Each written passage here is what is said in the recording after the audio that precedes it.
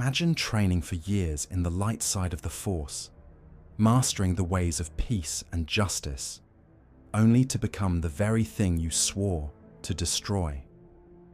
The path from Jedi to Sith isn't just about choosing evil, it's about power, betrayal, and sometimes even love. These fallen Jedi didn't just turn to the dark side, they became some of the most feared Sith Lords in galactic history. And the most shocking part? Some of them believed they were doing the right thing.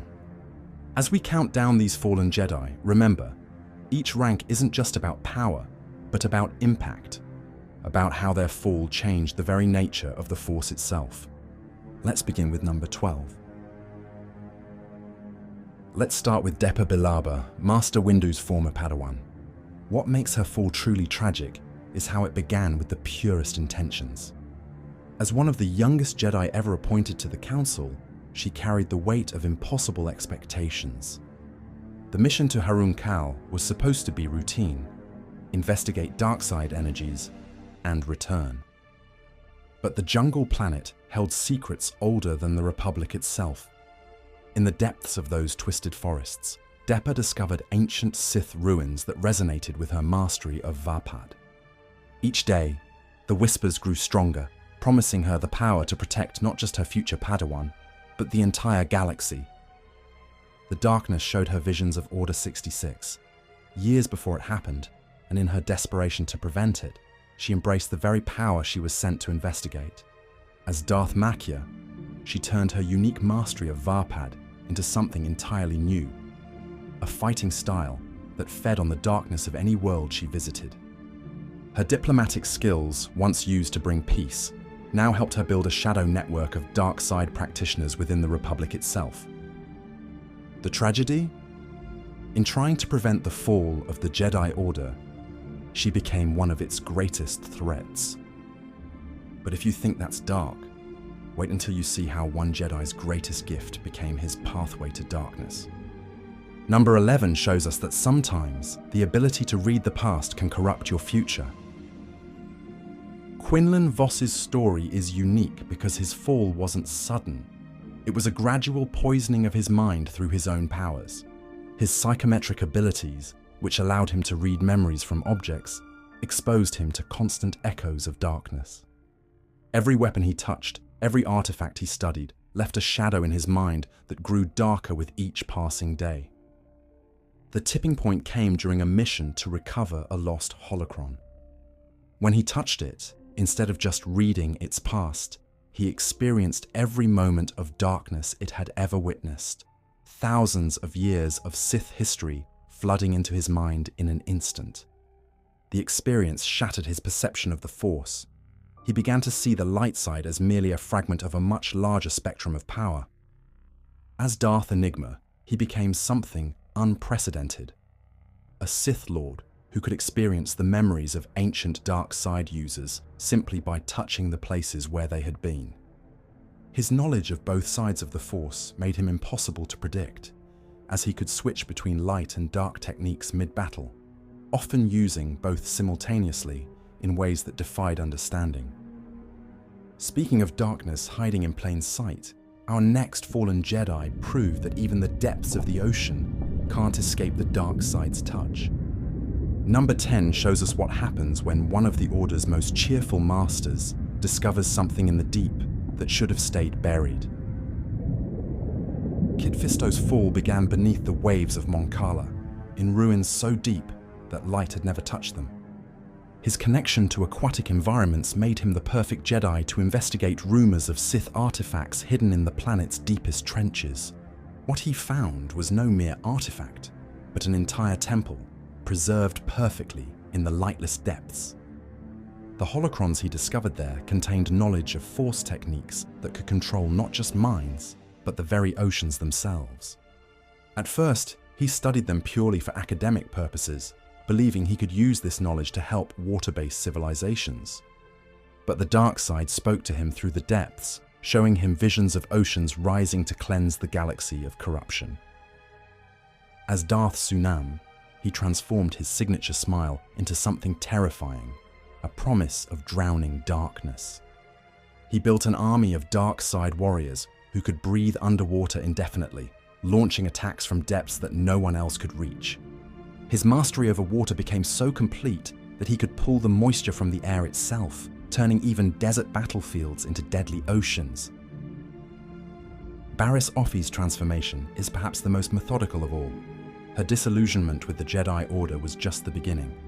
After surviving Order 66, she spent years healing refugees, but each person she saved told stories of greater horrors. Slowly, her healer's mind began to see the galaxy itself as a patient infected with a disease, and the Republic, Empire, and Jedi were all symptoms. Her studies of dark side healing techniques began as research into their counters, but soon she discovered something terrifying. The dark side could heal on a scale the light never could, though the price was always pain. As her powers grew, she developed the ability to transfer life force between beings, believing that sacrifice of the few could heal the many. As Darth Remed, she transformed the art of force healing into something nightmarish. She could cure any disease, but the cost was always another's suffering. Her twisted logic saw this as perfect balance. For every life saved, another must be sacrificed. She built a network of healing temples across the galaxy, where the wealthy and powerful could be cured of any ailment, if they were willing to let another take their place in suffering. But what happens when the desire to protect becomes an obsession? Our next fallen Jedi shows us that sometimes the strongest shields can crack from within. Number 8 demonstrates how the mission to defend can lead straight to darkness.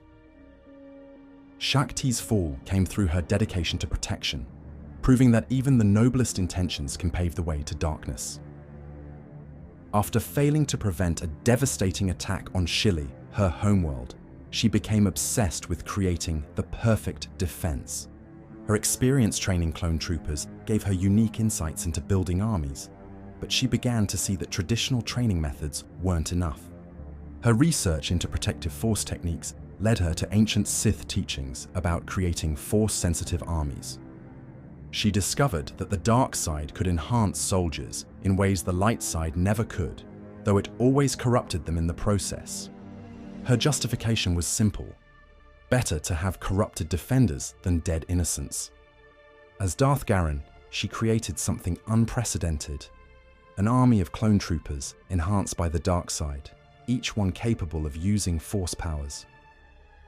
Her protective abilities became increasingly aggressive, following the logic that the best defense is a devastating offense.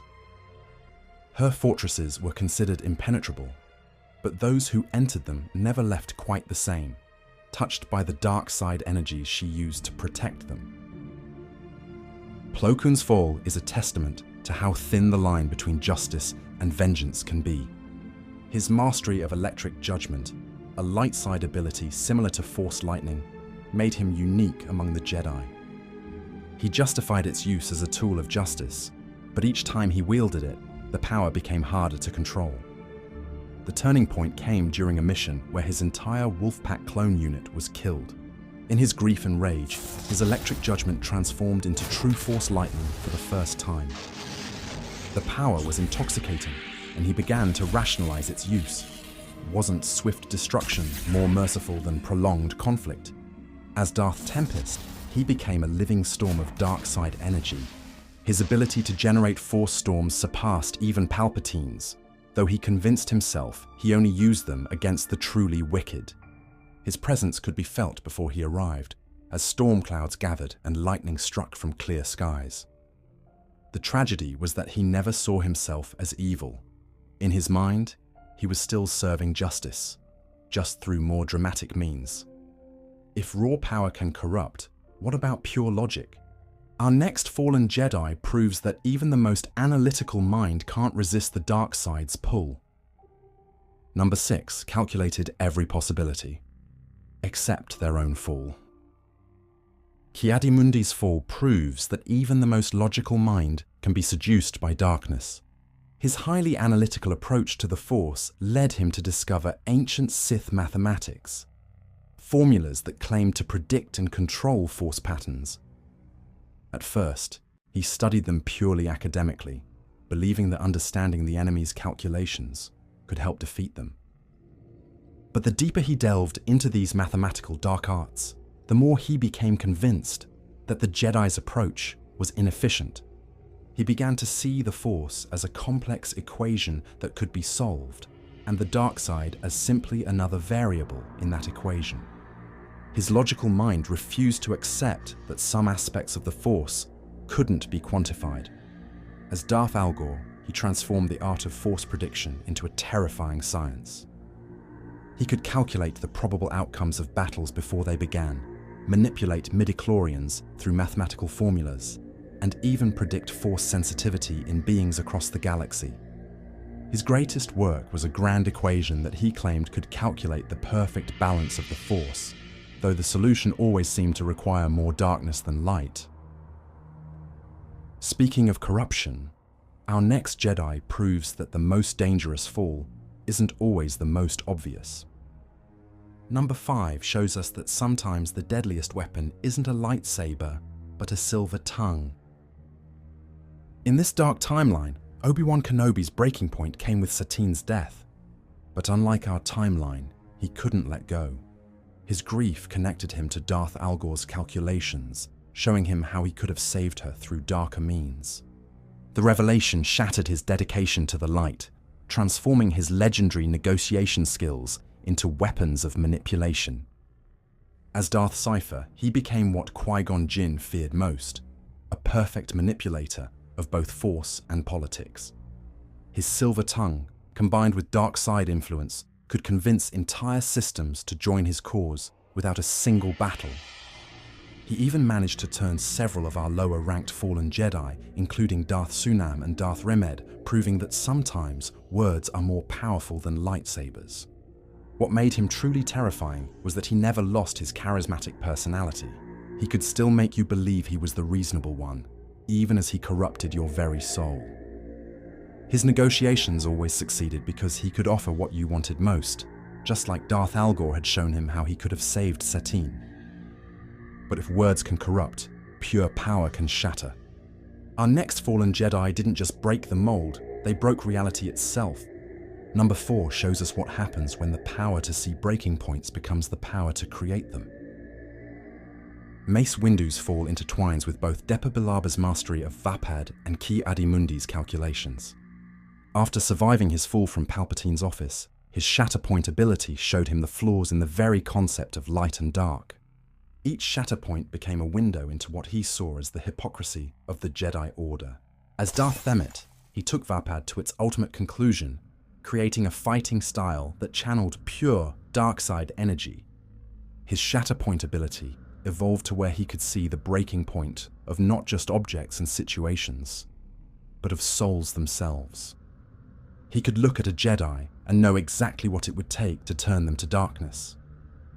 Working with Darth Algor's formulas, he proved mathematically that true justice required the dark side. His purple lightsaber became darker still, and those who survived encountering him spoke of how he could shatter not just bodies, but the very Force around him. Even Darth Cypher avoided direct confrontation with him. If knowledge is power, then centuries of wisdom can become something terrifying. Our next fallen Jedi proves that age and size matter not, especially when it comes to darkness. Number 3 shows us what happens when 900 years of light gets corrupted. Of all our fallen Jedi, Yoda's transformation sent the greatest shockwaves through the Force. His fall began after discovering the truth about midichlorians that even Darth Algor's calculations couldn't fully explain. 900 years of light side wisdom became a foundation for unprecedented dark side power. Darth Nido, as he became known, proved that size truly didn't matter when it came to the dark side. He could corrupt entire star systems with his teachings, having spent centuries understanding exactly how minds work.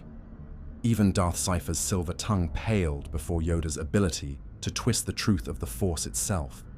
His knowledge of both sides of the Force made him a mentor to many of our other fallen Jedi. He helped Darth Themet perfect his Shatterpoint abilities and taught Darth Algor that some equations weren't meant to be solved. His teaching suggested that the dark side wasn't about passion or anger, but about the purest form of understanding. But even ancient wisdom pales before the power of family. Our next fallen Jedi proves that the greatest fall can come from the simplest choice, taking a father's hand. Number 2 shows us what happens when the chosen bloodline embraces both sides of the Force. In this timeline, Luke Skywalker's fall at Cloud City creates ripples that affect every other dark side user we've discussed. When he took his father's hand, he gained not just an empire, but access to both Jedi and Sith teachings. His transformation into Darth Maul was unique because he never fully abandoned the light. He learned to use both sides simultaneously. Under Vader's tutelage, he surpassed even Darth Nedo's understanding of the Force. He could channel Force lightning through a lightsaber still powered by a light side crystal. His presence in the Force was a contradiction that even Darth Algor couldn't calculate, neither fully dark nor fully light. His influence extended to our other fallen Jedi. He showed Darth Tempest how to control Force storms without losing himself to them. He helped Darth Garen create clone troopers who could channel both sides of the Force. Even Darth Cypher sought his counsel on maintaining one's sense of self while wielding dark side powers. And finally, we reach the most influential fall of all. Our number 1 proves that sometimes the dark side isn't about evil, it's about truth. And sometimes that truth is more dangerous than any darkness. At the top of our list stands the most influential fall in this alternate timeline, Qui-Gon Jinn. His transformation into Darth Deacon began with the same curiosity that made him a great Jedi. Working with texts that Darth Algor would later quantify, he discovered something profound. The Force was never meant to be divided. His fall wasn't to the dark side, but to a truth the Jedi Order couldn't accept. Using knowledge that even Darth Nedo hadn't uncovered in 900 years, he proved that the ancient Jedi had it right. True balance required both light and dark. His powers grew beyond what either Jedi or Sith thought possible as he learned to channel both sides simultaneously. Darth Deacon became a mentor to every other fallen Jedi on our list. He showed Darth Maul how to wield light and dark together. He helped Darth Cypher find the perfect balance of truth and manipulation. Even Darth Themit's concept of true justice was shaped by his teachings, but his most profound impact came through his understanding of midichlorians themselves. He discovered what both Darth Algor and Darth Nedo had missed, that these microscopic beings responded not to light or dark, but to balance itself. His teachings created an entirely new understanding of the Force, one that threatened both Jedi and Sith, not because it was evil, but because it was true. The line between Jedi and Sith has always been thinner than the Order wanted to admit. These fallen Jedi prove that power comes in many forms, and sometimes the most dangerous path is the one that reveals uncomfortable truths. What do you think? Which of these fallen Jedi had the most compelling reason to turn? And more importantly, which one do you think might find redemption? The answers may be hidden in plain sight across the galaxy, or perhaps in another video. Until then, may the Force be with you, both the light and the dark. If you've enjoyed this journey through an alternate Star Wars timeline, there are more untold stories waiting to be discovered. Join our growing community of Star Wars enthusiasts who believe in exploring these what-if moments that could have changed the galaxy far, far away. Make sure to hit that subscribe button and activate notifications to catch our next alternative Star Wars story. Each tale offers a new perspective on the characters we love and the choices that define them. Remember to share your thoughts in the comments below. What other pivotal moments in the Star Wars saga would you like to see explored differently? Your ideas might inspire our next adventure. May the Force be with you, always.